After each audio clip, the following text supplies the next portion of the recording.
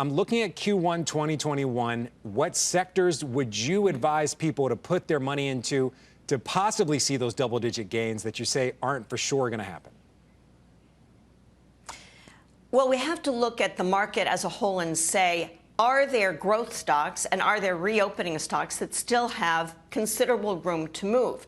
We've had such a big year. Remember, we're up over 65% from the bottom in March, and we've had this big rush of the cyclicals and the reopening names since November 2nd.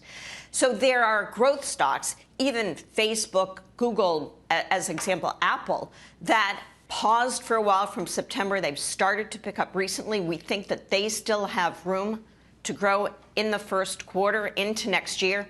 And if you look at reopening names, we own Booking Holdings. That's a company that definitely is going to prosper when people start flying and booking hotel reservations. They had a very difficult year this year, and you can see revenues grow at least 45% next year. Earnings can go up 8 times in 2021. On the other side, American Tower, that's a name that didn't even have their business disrupted much in 2020 because everyone was using their cell phones, but the stock is down a little bit. And we can see that in the coming year, you see an acceleration of 5G, leasing picks up, the weaker dollar will help their international business, that's half of their business, and lots of free cash flow for American Tower. Boston Scientific is a quasi-reopening name. I mean, it's a medical device company. They had to stop all elective surgery, even if it was a heart surgery, in 2020 because of the pandemic rules. And they had a little bit of a setback because their aortic valve Lotus product got pulled from the market because of a development problem, which will come back in a couple of years. But they're one of the leaders in medical device business. They had to stop almost all surgeries across the world, and still a great company down 20%. Right. Medical device is certainly a growing business globally, including here in the U.S. Let's talk more about those names that are tied to a reopening. What's your take on alcohol stocks that were deeply impacted by the pandemic, and also airline stocks? Oh, airlines is a tough sector. I followed that group years ago, and, you know, they're very cyclical. They have enormous fixed costs.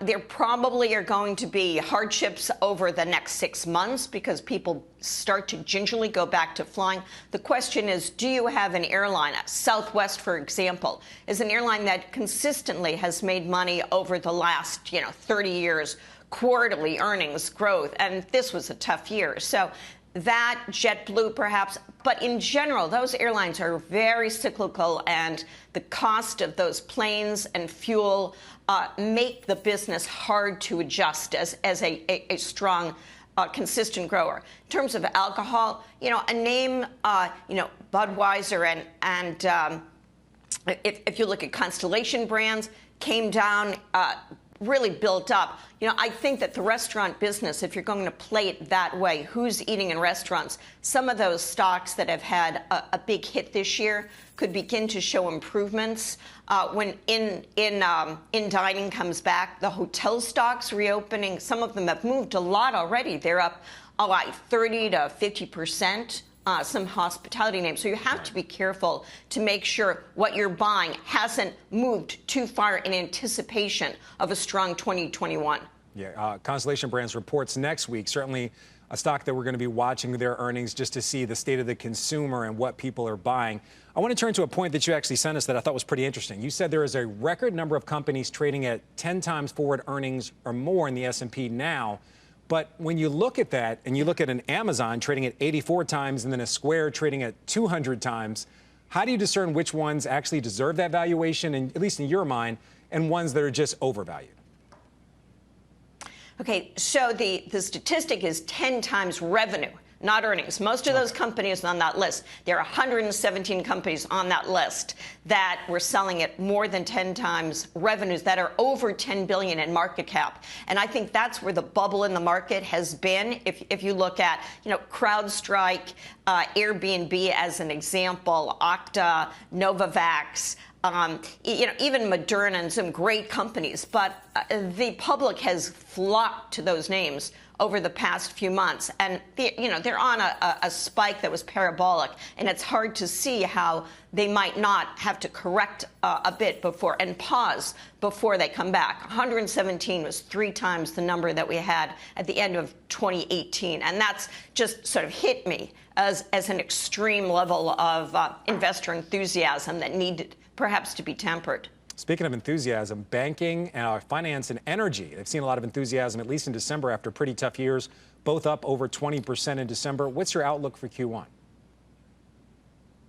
Yeah, well, those stocks were dramatic underperformers. Energy is still down over 30% this year. You know, think about it. Technology is up 44%, energy down 30+%. So they can still have room for a number of those names. But remember that energy accounts for a much smaller percent of the S&P than it used to be. I mean, it's below 4% for sure. And you have a lot of funds that are divesting energy stocks because of fossil fuel. So stick with the names that have decent cash flow, ones that pay dividends. I think you can be safe there to show some gains next year. Financials need interest rates to come back a little bit.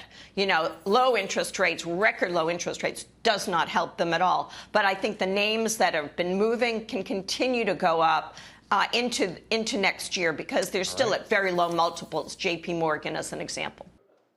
Shepard Smith here. Thanks for watching CNBC on YouTube.